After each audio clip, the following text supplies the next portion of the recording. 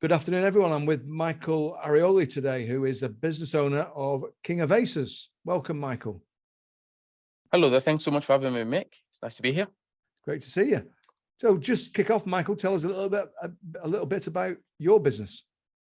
Yeah, absolutely. The brand name, so to speak, is King of Aces. We're an events planning, hosting, and entertainment company.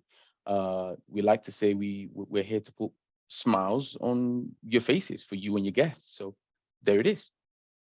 Brilliant. What a great summary. I love the fun already. So what type of customers are you dealing with? Oh, so typically it's anyone really with sort of events, and that could be anything from corporate events, that could be, a fun day at the office, or that could be a wedding or a charity ball, anywhere, where you need to get the logistics lined up and plan something from an events perspective, host and entertainment, we're there. Brilliant. Fantastic. So what would you say, Michael, differentiates your business to other businesses that do a similar thing? Okay. We're so focused on being I want to say, force for good, that we dedicate our resources and funds and time. We like to think to make the world a better place. So 20% of all company profits get assigned to some sort of not-for-profit organizations or community association. So we really do live and breathe the idea of planting smiles on faces, yes, at these events, but once the event's over and done with, we continue to get that work to plant on the faces of the people in our local community who I believe need the best. Those who need the help, we're there too. Wow, that's some differentiation. Good for you.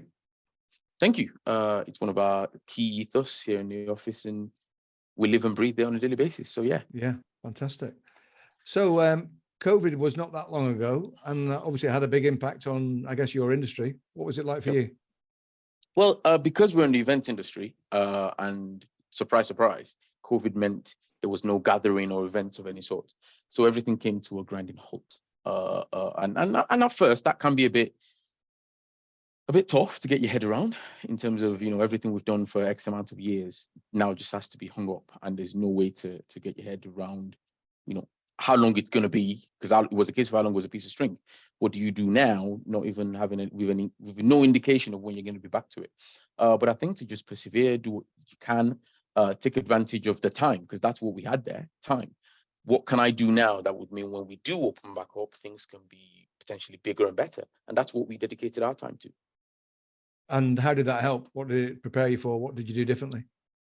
Oh, in terms of doing things differently, we've always been the kind of organization that I want to see people focused. So we've always had the opportunity for everybody in the business to work remotely anyway.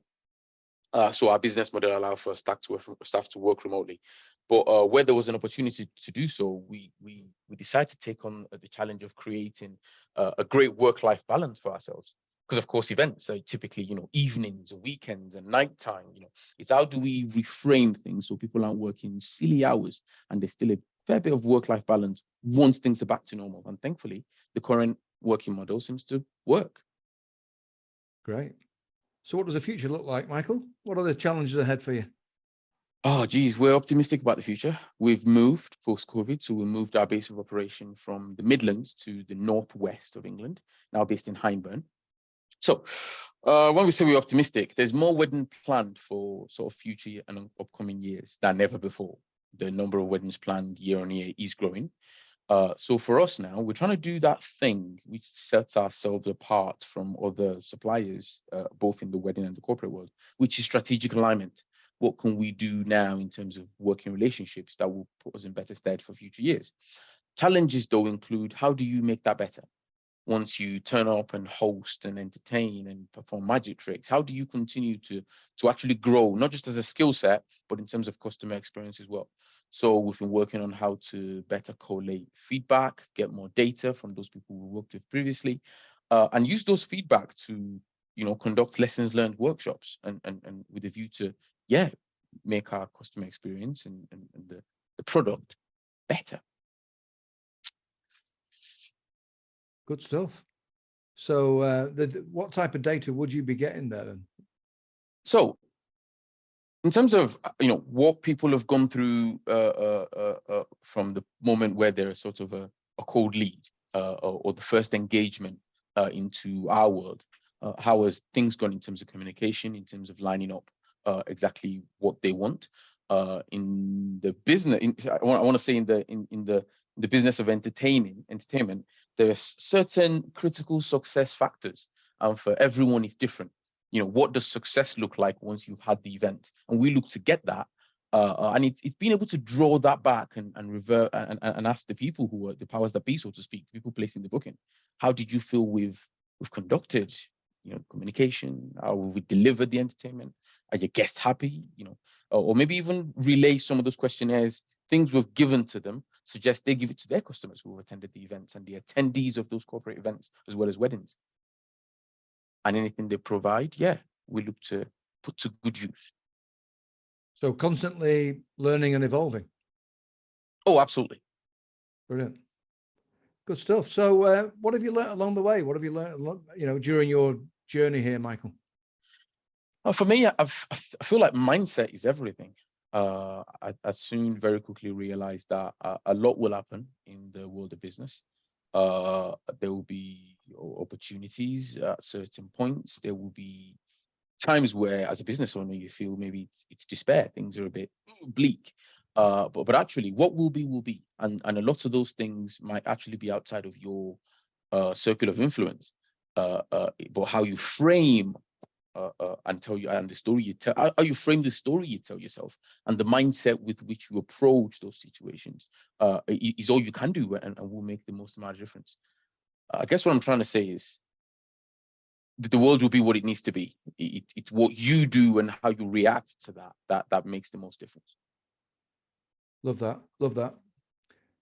So if you were to do all over again, yes, with the benefit of hindsight, knowing what you now know, absolutely, what might you do differently, or what advice might you be able to give to people to help them along their journey?